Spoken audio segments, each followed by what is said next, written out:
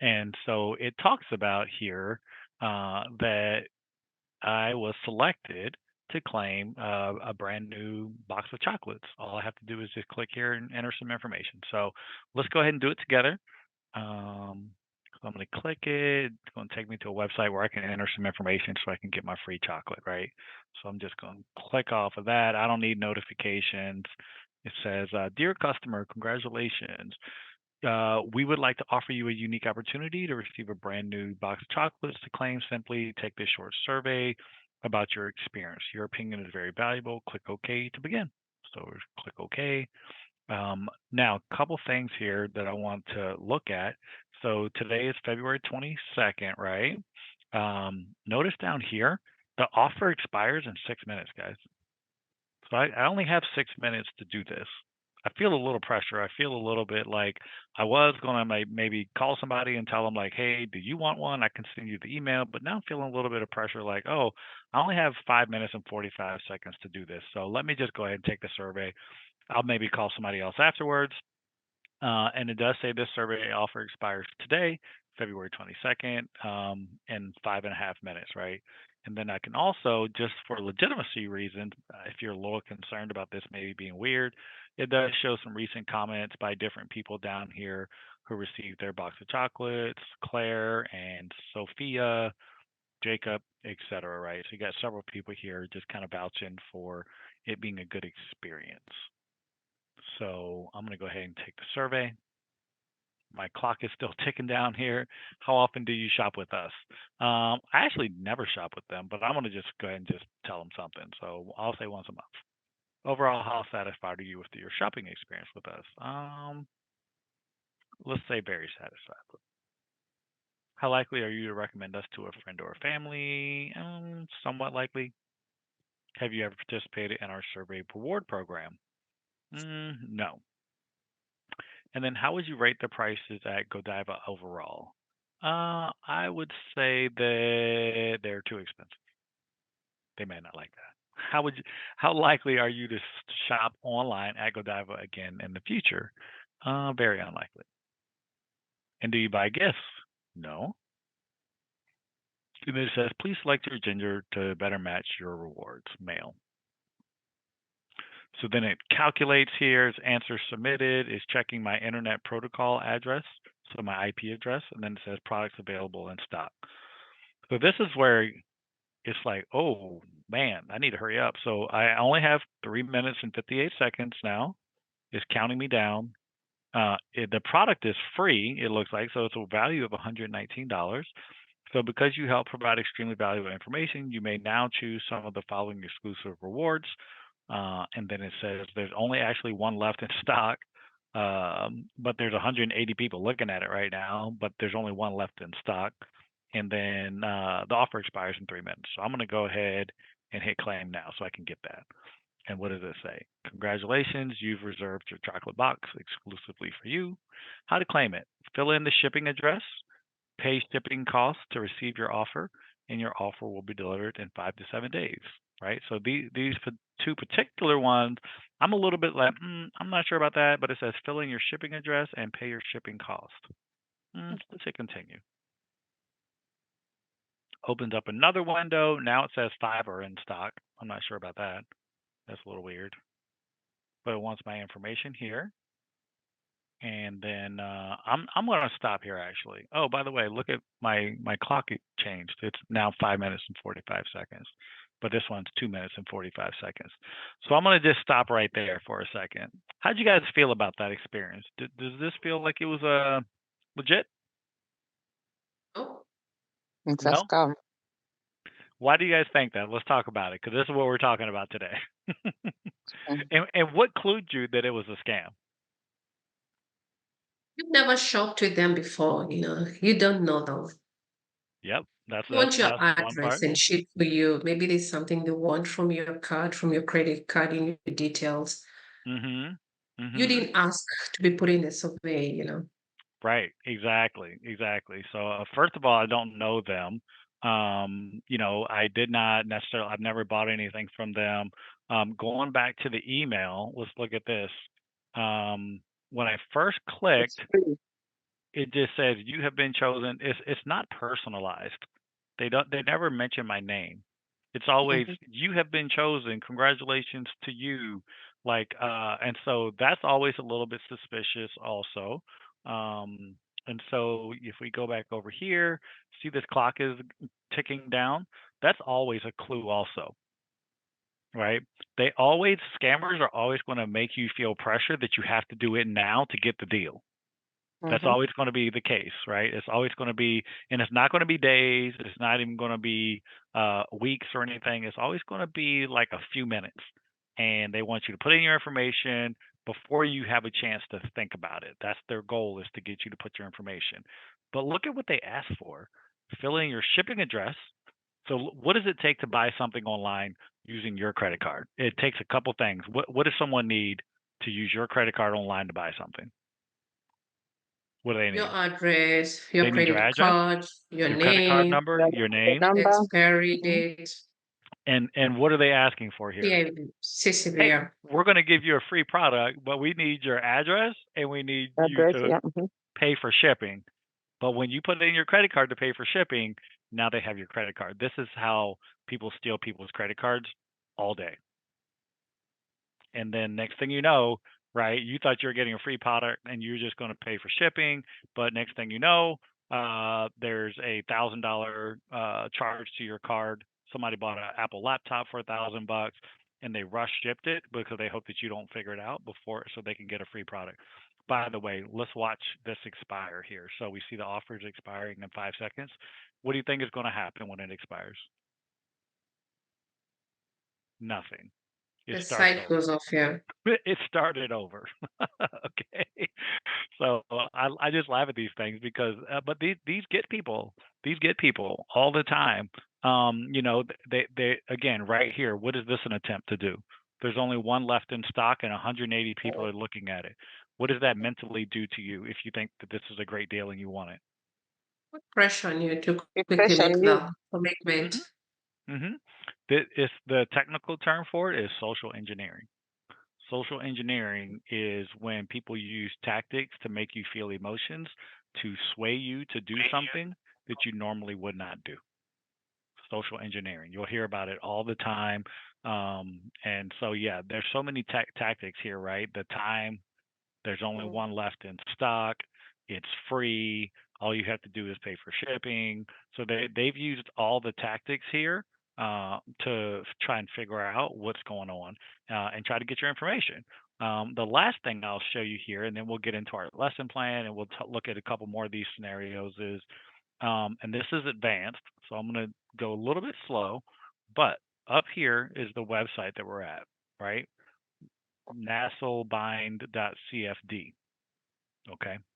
So if you take that first part right here, just that first part of the website, that's like the home of the website. So all the other web pages live under that. That's the URL. For instance, if you went to Amazon.com, then you started clicking around, all of those web pages are still under Amazon.com, right? It's going to be Amazon.com forward slash, whatever you're looking at. So in this case, this is the website. So I'm just going to copy that. I'm just going to grab that. And then I'm going to go to a place called I Can Look Up. So they, this website here uh, is where you can look up. Sorry, let me find the one I want. Let's do this one, I think. Yeah, I think this one will work. You can look up websites to see when they were registered, right? Because if someone has a website that's been on the internet for 10 years, it might be legit.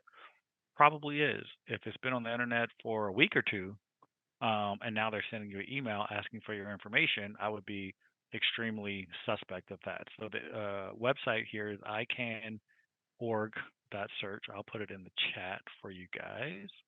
Give me 1 second.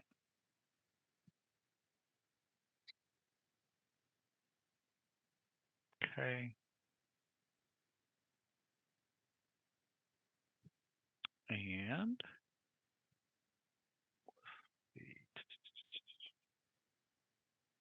okay. And then I want to go back and grab the website right here. I'm going to go ahead and just put it in here. Let's see what we get.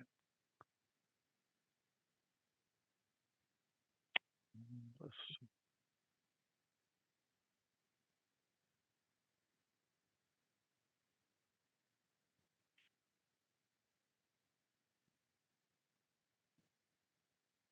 All right, so I put it in here. This is the website. I hit look up, and then if we scroll down, we see some information.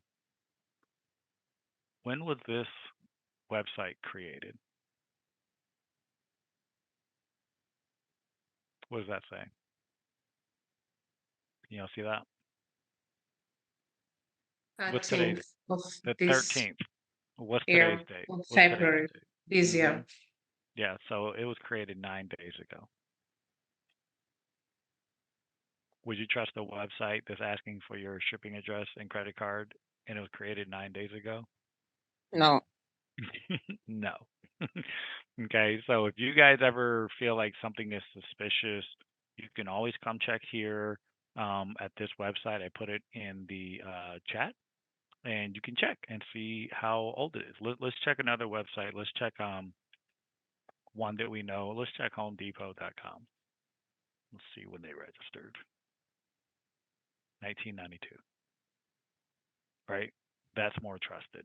We know that that's a legitimate website. So if you ever someone sends you a link to a website and you're not sure about it, you can always come here and check up. I can look up.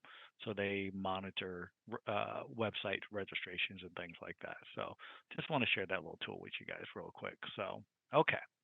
So I think we're all in agreement that this is not a bad deal, right? I'm gonna go ahead and close out. We're not gonna get our chocolates.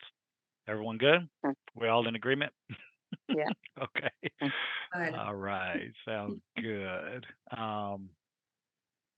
So that takes me to our conversation of what can you do to protect yourself from theft online, right? Because these days we are spending more and more time online shopping. You put your credit cards in, your information is there.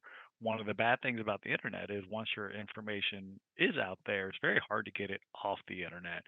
So, just curious from your guys' perspective, what are some things that you have done or that you know others have done to keep their information from being stolen or being subject to some of these scams that are on the internet?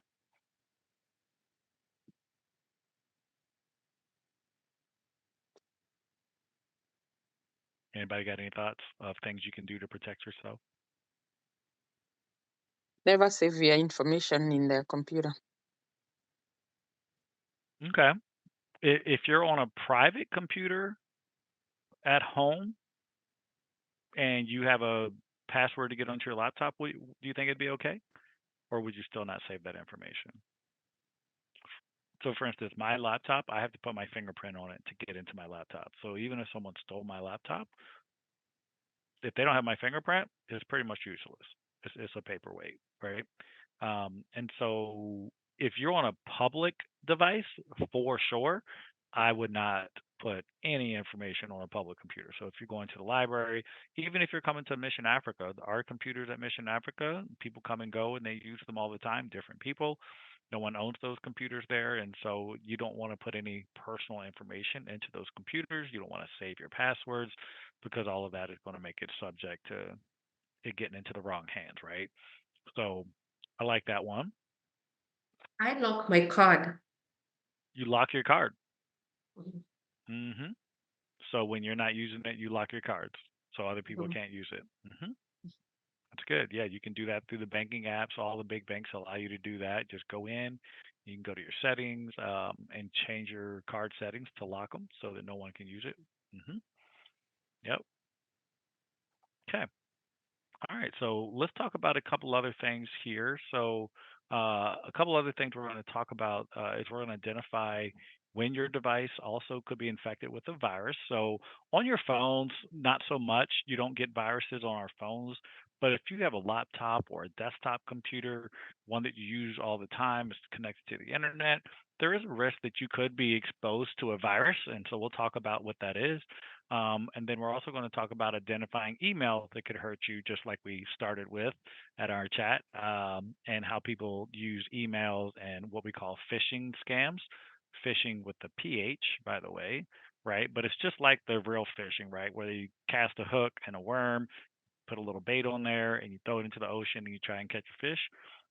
Fishing with a PH is the fishing that they do to try and scam people out of their information or their credit card information.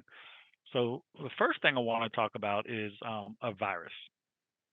So not talking about computers. What is a virus and how does it work? Anyone?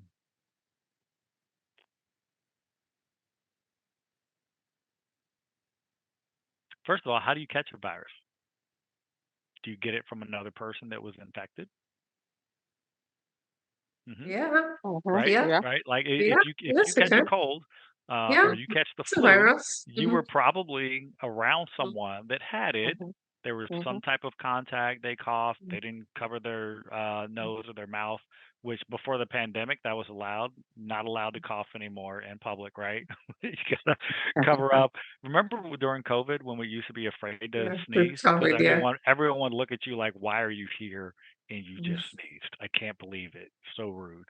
I think we're back to the area where we can cough and sneeze a little bit. Um, but if you catch a cold or you catch the flu, you were probably close to someone who had it, and then somehow you got it from them.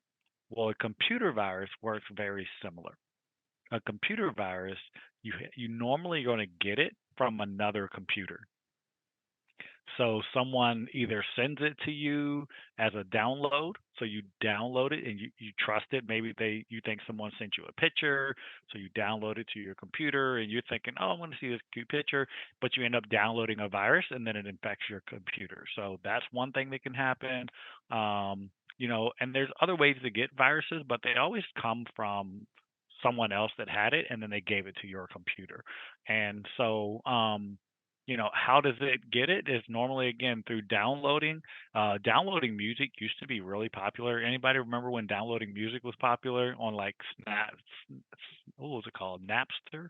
Did anybody use Napster a long time ago? Okay, I used to download music because people would download it and pay for it, and then they would send it to you and they would share the music so you didn't have to pay for it.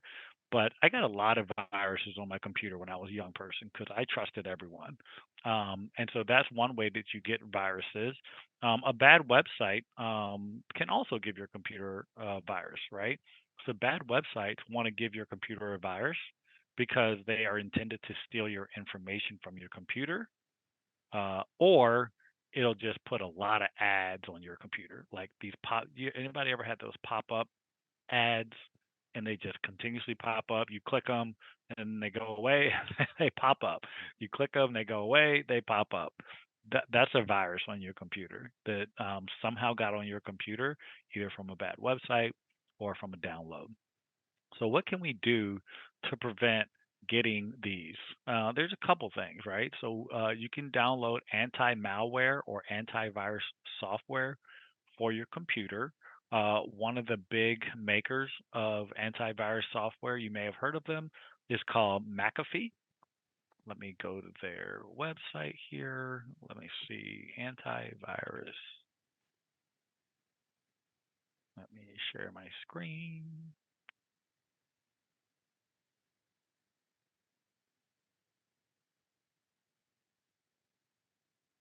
Okay. So here's a couple of the more popular ones that are out there. You've got, let's see here, you've got Norton antivirus, right? So here you can see that there's different ones that you can purchase. There is just a bunch of them out there. Avast is here. There's a bunch of them. Okay. Here's most of them right here, the icons that you would look for. My recommendation, though, and I think the best thing that you can do is just be careful what websites you go to. That's my best advice to you because oftentimes if you pay for these services, these antivirus services, they can cost a lot of money. They're not guaranteed to work. And also, then like you have to continue to renew, right? So then it becomes another subscription, right? $99 a year to protect your computer. Well, over 5 years, that's like $500. That's a lot of money that we don't necessarily need to spend. Just be careful where you're going. I think that's going to be the best thing that you can do. But I did want to mention that it is available. Okay. All right. So a couple questions for you guys before we keep going.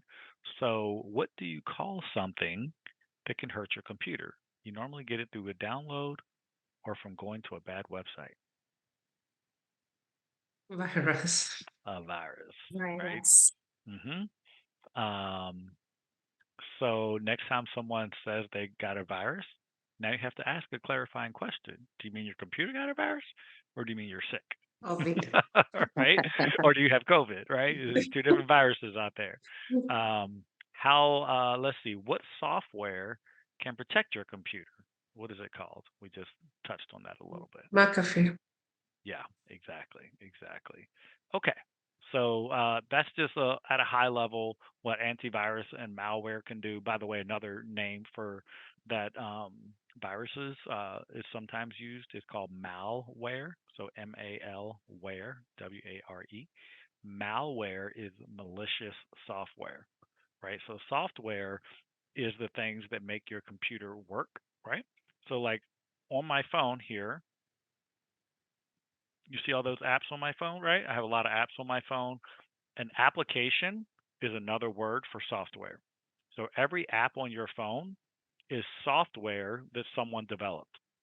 Someone wrote code and they created a software and then they gave it a name, and that's the app that's now on your phone. So malware means malicious software is when someone wrote software that's intended to steal your information without you knowing about it. Okay.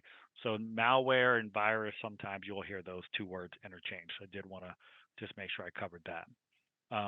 So it talks about here another common way that computers can get a virus is also through suspicious or bad emails. So there's two kinds of bad emails. In the first kind of bad email, you might get an email from someone pretending to be a friend or someone you don't know and ask you to click a link to download something. If you decide to download the item, you could get a virus, right? And then the second one, and this is more like what we just saw, and the second kind of bad email, you get an email that looks like it's from a real website. In the case that we just covered, Godiva chocolates, but it might look like it's from Amazon. They normally use really big brands because the likelihood is that you probably have shopped there and you probably have spent money there, right? So they know that most people probably have shopped at Amazon or Fred Meyer or Walmart or maybe Comcast, places that a lot of people shop at. They're going to try and use those brands name because it's more likely for you to feel like, oh, okay, I do have an account there. Let me go check it out. Netflix, right? Facebook. Um, and then it always asks you for private information like your password or your credit card. However, the email is actually from a thief. It's not from Netflix. It's not from Facebook. It's not from Amazon. It's called phishing, right? Phishing, because the thief is fishing for your private information, right? So just like a fisherman would go out in the ocean and they would, put bait on a hook and try and catch a fish, bad guys are doing the same thing. They're putting bait on a hook and they're sending it to your email box and they're hoping that you bite. They're hoping that they catch a fish. Okay. So let's look at some reference material here. And I want some discussion on this part. I want your guys' input. So, right here, we have a couple of examples. So, it says, how do you know that these are phishing emails? So, again, there's that word phishing right there at the top. How do you know that these are phishing emails? Point out the clues. I'll give you guys a second to read this email from Netflix. I'll give you about 30 seconds and then I'll come back and ask some questions to see what you guys think. Why do you think this is a phishing email?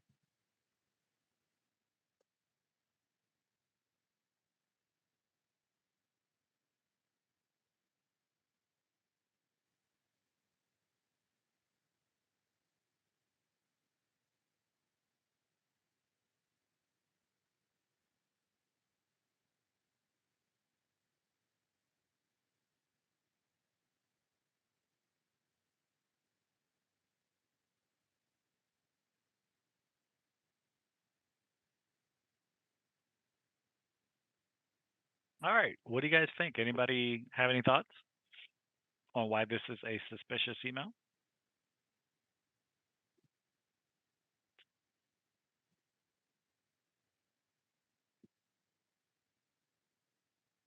Oh, from the logo, I can pick. There's just someone's from the logo. Like the logo in the back here. Okay. Yeah, Okay. yeah. Just like someone who's written, and hmm What do you think about this? So it says it's from Netflix, right? But right here no, in the it's not. beginning, it says Hello. hello, and then it says Hello, yeah. then it says iTunes. iTunes. Let us know that Mhm. you asked to cancel your membership. And you And didn't. and Yeah, and and then the other question is, do you even have Netflix? And did you ask to yeah. cancel Mhm. Maybe you're your not even membership? a member. Yeah. Right. If you're not a member, you might delete this completely. But if you were a member of Netflix and you got this email, you would look at it pretty hard because you would think, oh, and this is what they get where they get people a lot, right? They say, oh, your account is in danger of being closed. And you must take immediate action. Please click this link to take remedy, right?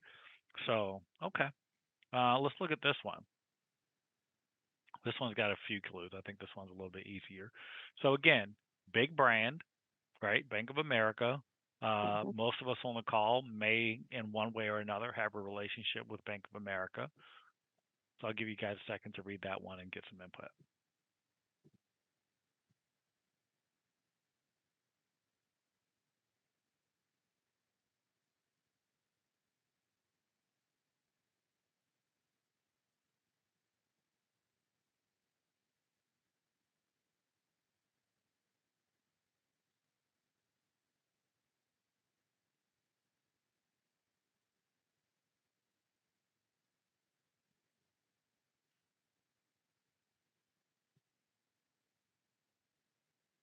Wouldn't act on it. I would, sorry. I would call the bank. Mhm. Mhm. Yep. Yep. This is one of those where it's like, okay, so your account has been locked. Someone said that they would call the bank. Let's read through it together. So there are a number of invalid login attempts on your account. Oh, by the way, let's start at the top. Exclusively for valued customer. That's a clue right there. They never name Yeah, names they when have it's a their scam. name. They're always Oh going to say yeah, valued yeah. They will customer. put my They're name. never Yeah. going to put your name, okay? That's first clue. There are a number of invalid login attempts on your account. We had to believe that there might be some security problems on your account. Does that sound like a email from Bank of America? No. We No. had to believe. So we have decided to put an extra verification process to ensure your identity and your account security. That's not even proper sentence structure. Yeah. And this is from Bank of Mm. America. So Not proper English. Yeah. it's exactly. So that's also a very common indicator is that it doesn't have proper English because sometimes the people that are writing these are not the native English speakers. And so they're using Yeah. maybe a translation software and it's not translating perfectly. So it comes across as broken English, right? And so that's one of the clues. Now, someone in class the other day had a really great point. They said, "Well, what if my first language isn't English?" And I said, "You're exactly right. If English is not your first language, you may not have picked up on some of those little nuances, right?" But again, I think the first person that spoke up said, "If you get this, don't click that link, right? It says click here to continue verification. You can call Bank of America or you can go in your app, your Bank of America app, and you can check and see if something's going on. Okay. You don't want to click a link from a place that you don't know where it's coming from. So good job with that one, y'all. Chewing. Okay. Let's look at this third one. Uh-oh. It's the government, the IRS. People get nervous. I'll give y'all a second to read this one.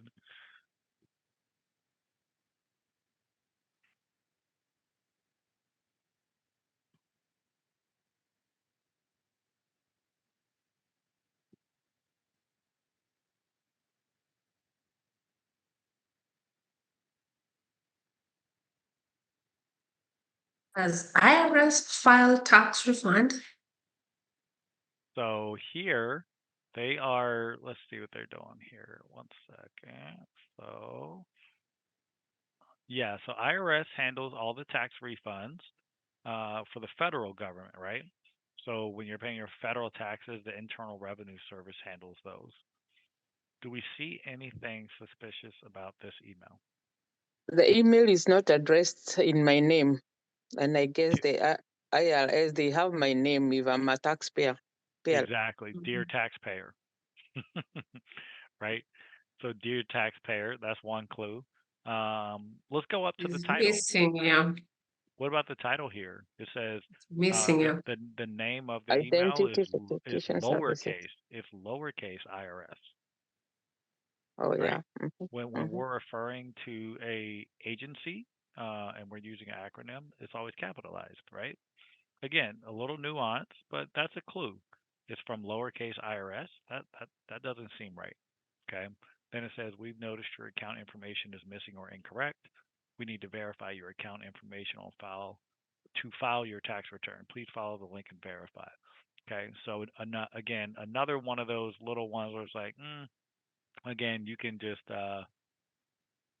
make sure that you go to irs.com or irs.gov if you want to check it again and just be sure. Okay, perfect.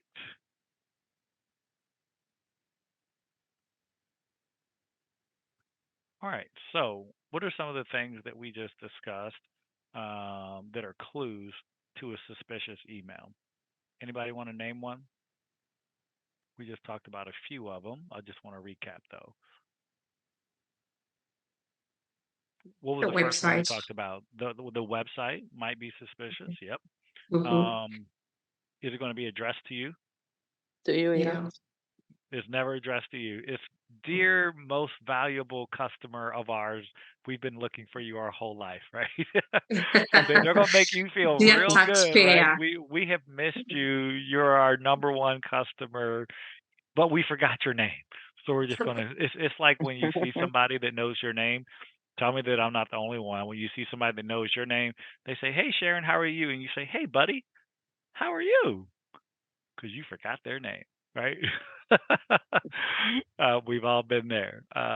So yes, so right here, one of the things they always say is "dear customer" or something like that, right? Um, how about the grammatical and the spelling? Might you see some of those mistakes? Yeah. Yes. And the logo too. Yep, yep. They're always going to use a logo from a big brand, right? They don't use Mm-hmm. small brands. They use big brands Mm-hmm. because they Mm-hmm. want you to feel like you can trust it, right? So yeah, spelling and grammatical errors. You might see the email is going to ask you to email important information, or it's going to ask you to click a link and put in a password, a Mm-hmm. username. Um, what if it asks you just for click this link and put in your address and your last name? Does that No. seem harmful? Yeah. Yeah, it's a piece to the puzzle. If they want to steal your identity, sometimes some of the folks that are very patient, they will get your identity in pieces, right? So they'll get a little bit of information over here. I got their name and their phone number. Over here, I'm going to get their email, and then I'm going to send them something else and get their credit card number. Okay, because the more information they collect about you, honestly, now the more that they can make you feel comfortable. Now they've got your name. Oh, hey, now that next email might say, "Hi, Salome. This is Comcast that we realize, right? Because now they got your name, they got your address, so they have more information to send you a phishing email, and now you might be more comfortable because it's more personalized. Okay, and then the email is from a company again that you don't use, right? That's always a clue, right? Uh, I don't have a Netflix account, but it's out saying that my Netflix account got turned off, right? So if you do get a suspicious email, obviously don't click anything. That's the first thing. Don't click anything. You can always go to the website yourself, right? If you see the Bank of America stamp on it, the Amazon stamp, whatever it is, you can always go directly to the website and you can log in, but now you went there. If you click a link, that link could say we're taking you to Amazon.com, but then that link can take you wherever they designed it to take you. Okay. It's Mm-hmm. very easy to create a link, a hyperlink, and it can take you wherever they want you to go. So be careful about that. If there's a problem, also the company will tell you in your account. So let's say they say it's Amazon.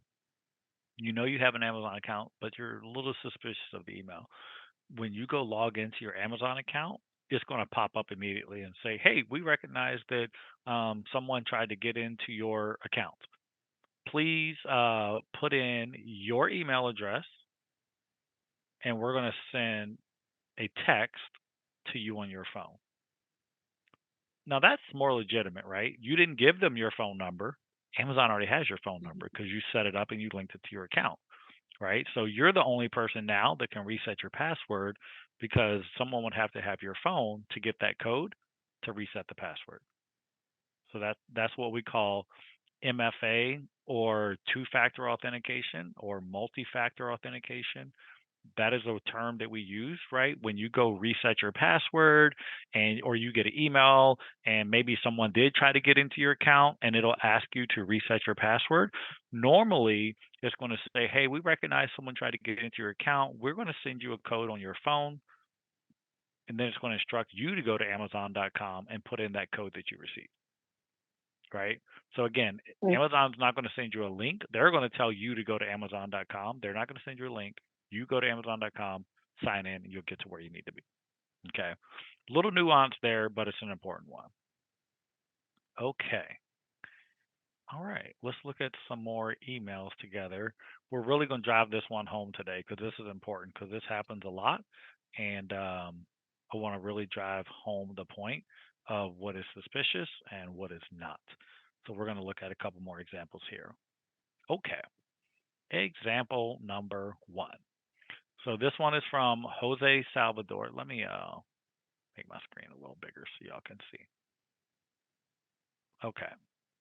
This one is from Jose Salvador, and we're going to determine if it's safe or if it's unsafe and why we think so. Okay. So we're going to do it as a group. So from Jose Salvador, and the subject is project meeting. Hi, Ron. I guess we're Ron today. Hi, Ron. Mhm.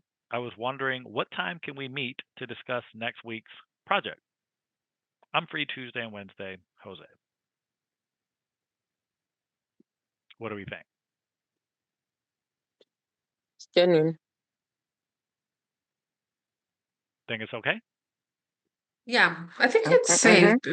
Well, Yeah. there must have been if there was no conversation between us and Jose, then it's not. But if there was, and it says, "What time can we meet Mm-hmm.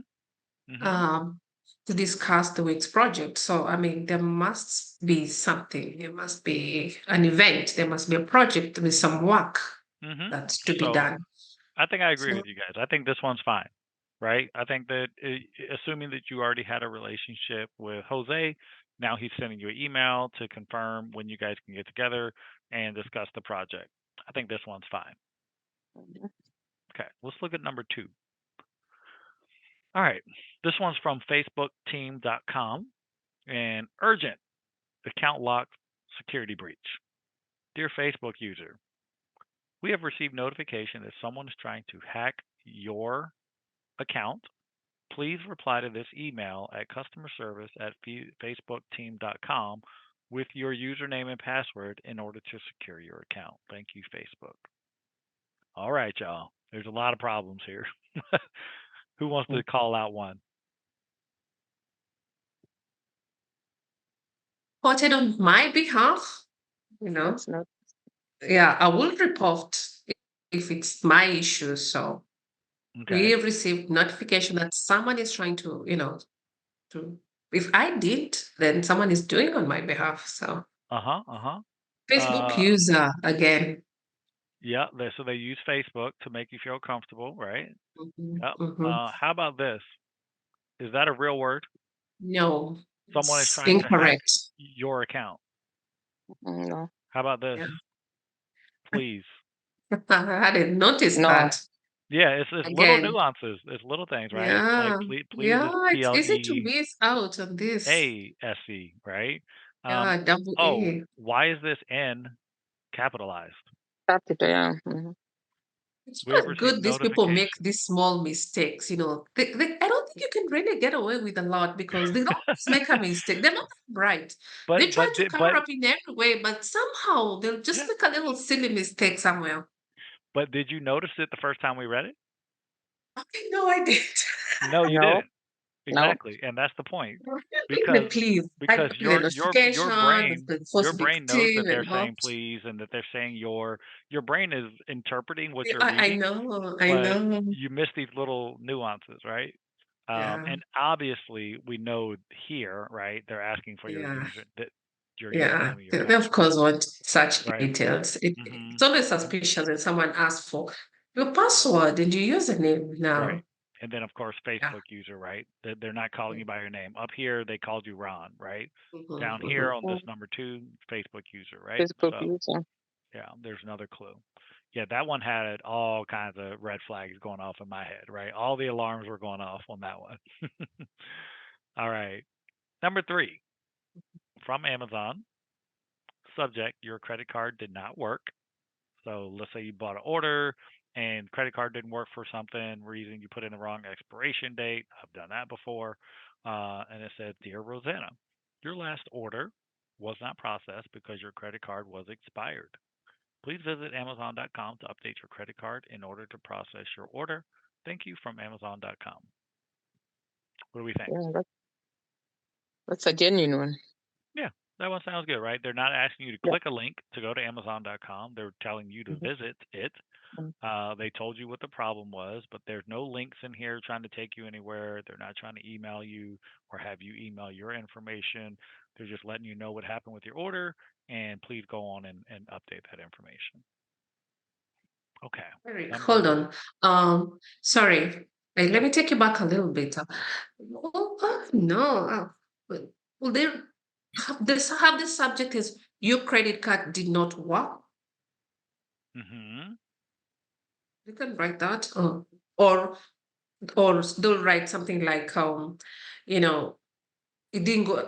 I don't know how to put it, but that sentence, because they have this language, they have this professional language and choice Yeah. of words that you can pick and like, your credit card did not True. work Right. because your credit card was expired. How would they know their credit card has expired? It's only the Right. bank that will know that, I could Well, No, have renewed it on your I mean, you're trying to pay. You are this, trying to buy something from them, yeah. and your credit card did not go through because it had expired, and they are giving you the order number of whatever you are ordering. Hmm. that's okay. Yeah, that sounds good. But just that was not getting a bit keen on the language as well. It is. It's a Um, little um, bit um, casual. um, um, I'll agree with you yeah, on that, right? Your credit card did not work. That's a little bit casual, right? Um, yeah, yeah. but overall, Okay, yeah. No, I that feel like gives this was credit. okay. That's And have the and last and order and Amazon, yeah. and it And has my your name name, here, yeah. Yeah, Okay. right? payment was declined, something like that. Mm, Yeah, yeah, right. that would be Normally, better. that's what it would Actually say. decline, yeah. I I agree. was looking for that one. Yeah, decline. I agree. As I agree. opposed to did not work, I you know. agree. So if you received this though, so you called out a couple things that you didn't like, what would you do with this one? I visit the Amazon Yeah. and I'll just check check or I call, and This check yeah. one. my credit card. Yeah, so assuming that And you check the did place credit an card as order well, yes. on Amazon, right? You would check your credit card. You would maybe log into Amazon to see what's going on with this order. Hmm. I think also the fact that they say your order. The question is, did you make an order? Did you make an order? Right. Exactly. Yeah. If you Yeah. didn't Yeah. make an order, somebody Yeah. else If you did, didn't or they're make trying to. one, doesn't matter Mm-hmm. how proper the language is. Mm-hmm. Exactly. Mm. Exactly. I like it. Now we're talking. All right. Number four. I'm not gonna say anything on this one. I'm gonna let you guys go at it on this one. I'm gonna let y'all work it out amongst yourselves. That one is safe. It's good. Everyone agree? Yeah. Mhm.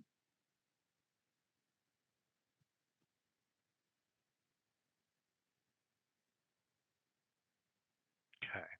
Did you have a class? Who is Mohammed? It doesn't matter. And then let's see. Mhm. Um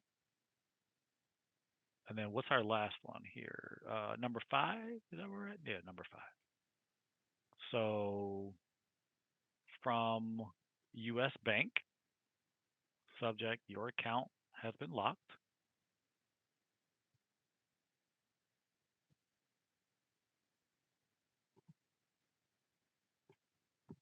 and then it's got some information there. I'll not ignore the message. I'll call the bank, then I'll check my details. Hmm. Suspicious. But There's I'll no, not act on it, and I Very will not click on suspicious. anything. I'll not click on anything. When it comes to the bank, I'll call the bank, and I'll check my details, lock my card if possible, but I'll not click. I don't know. There's no okay, but I'll be very careful not to click on anything here What is and call the suspicious bank about this one? instead. What is suspicious about this one? the word informations. That's Information with an S, and they did it multiple times. Name, account number, your Information a account. couple I think times. they usually write. An error was detected. Give them the Yeah, urgency with which they are saying immediately. information. Probably write the last four digits of your card, so you know your last four digits of your card or something like that. But This is always a clue, right? Yeah, immediately the Immediately. urgency. informations. You got to do it right now, right? If you're Mhm, driving, stop your car, pull over, do it right mhm. now, right? Always urgent. Yep. And then this is our last one, and then we'll start to wrap up class for the day. So email 6, right? First bank credit card, assuming that you do have an account there. So it's from them. Your statement is available. Says, Dear Sam, this is an email to let you know that the latest bank statement is available. A copy can be downloaded if you visit our website, firstbankcredit.com. Sincerely, First Bank Credit. Thanks. That one is safe. No It's safe. problems, right? It's not asking you If to you click have a an link. account there, it's safe. Exactly. I agree. Okay. All right, guys. So that's it for today. Let me just look at, yeah, that's pretty much it. Does anybody got any questions or comments? Anything else we can cover real quick? We got a few extra minutes. If by accident you lose some money and you dispute, my friend lost a huge amount of money, disputed it, at Mm-hmm. least on time. Mm-hmm. What happens? You lose, yeah. And it was a purchase on Amazon. I think they were able. Thank God they take like 5 days to ship it. So she was able to get the cash back, but then she really had to act fast. So I think it's always good to have look at our Mm.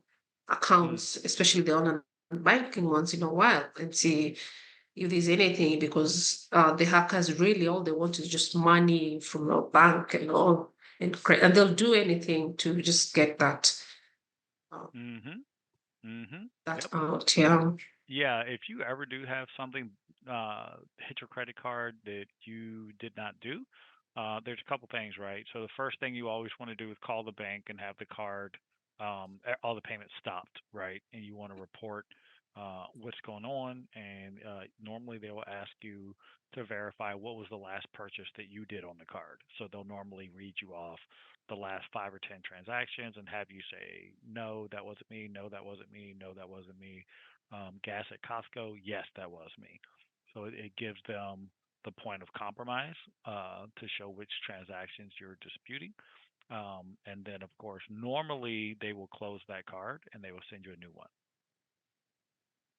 But the first thing to do as soon as you detect it is you have to call the bank immediately and get that card shut off.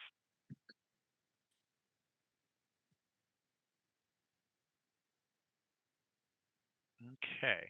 I do have a couple reminders up here that should be on your screen. So, one of the new things that we're doing at Mission Africa going forward is if you would like to book a one on one time with anyone at Mission Africa, so if you have a laptop and you need help doing something, setting something up, whatever it is, you can book a time with us on a Tuesday or a Thursday.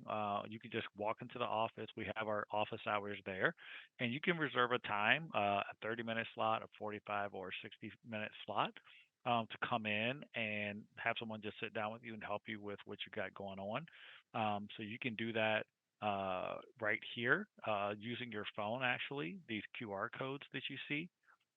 If you turn on your camera and you point your phone at that QR code, right? So if you take your camera and just point it at that QR code, it's going to pull up a website where you can make a reservation with one of our digital navigators. I see that Sharon's doing it. Let me know if that works for you. So just pick one of them. I need to update my slide. The one on the left, I think, is 30 minutes. The one in the middle is 45, and the one on the far side is 60. So that's how you can make a reservation with us. It'll take you to a place called Calendly, which allows you to book a one-on-one with one of our digital navigators. Okay. Also, all of our classes Yeah. are on YouTube. Did it work for you, Sharon? Perfect. Yes, you Yeah, did. QR codes are great because you can just put your camera at it and it just takes you there. So you can always use those. And I'll put this up at the end of every class, so you don't have to record it or anything. But I'll put this up at the end of every class so that you can reference it and make a reservation if you need something. Also, if you did miss a class, so again, I teach on Tuesday in person, and I always on Tuesday start a new lesson. I teach the same topic on Thursday online on Zoom, and I'll teach the same topic again Saturday at 11 a.m. The following Tuesday, I'll teach a new topic. Okay. And so if you miss a class, if you miss a complete week and you want to be able to go back and review what we talked about, visit us at our YouTube channel. So today training is recorded and it'll be posted to YouTube within a couple of days, and you can always go there. And again, our YouTube is just if you go to youtube.com and you just search for Mission Africa US, that'll take you to our YouTube page. And then finally, if you need a phone call support, so if you need someone to call you, you have a question and you would just like someone to call you back, feel free to take a picture of this here. We have a number that you can just call and leave a voicemail. You can even leave it in your language. So we have English support, Spanish, French, Swahili, Russian, and Ukrainian. So you can call these numbers, leave a voicemail, and someone will get back to you within 24 hours and help you with your issue. So I just wanted to mention those as a couple of reminders of different ways to engage us. Otherwise, if you are new, again, you should start getting our emails on Monday. And otherwise, I think that's it for today, guys. Thank you, Eric. I'm glad it has been a very productive 1 hour. And I'm so happy that I can be able to go online on YouTube and see all the classes that I have missed. So thank you. Of I'm course. glad. Thank you for Yeah, joining, Sharon. It's been good to meet you. Yeah, and look forward to having you in more classes. You're very interactive, and it helps me as a teacher. I like the thank you. interaction. Thank you. Thank you. Have a good I've learned evening. a lot, it's Yeah, good. yeah, Yeah, yeah. I'll make sure I put it on my calendar and I hope I get And to be with you guys yeah, and let on your friends know too. Thursdays. If you know others that can join, they're always welcome also. Yeah, Zipporah, she's in a beautiful place behind. I'm envious. Isn't she? So the beach. She got all that sun. Enjoy, Zipporah. Thank you. All right. All Sounds All right. right, good. Eric. Thank you, Today I was late. everyone. I had another meeting, so my Everyone have a good apologies. one. Okay, bye. All right. Thank you. Have a good night. Thank you. Bye bye. Bye.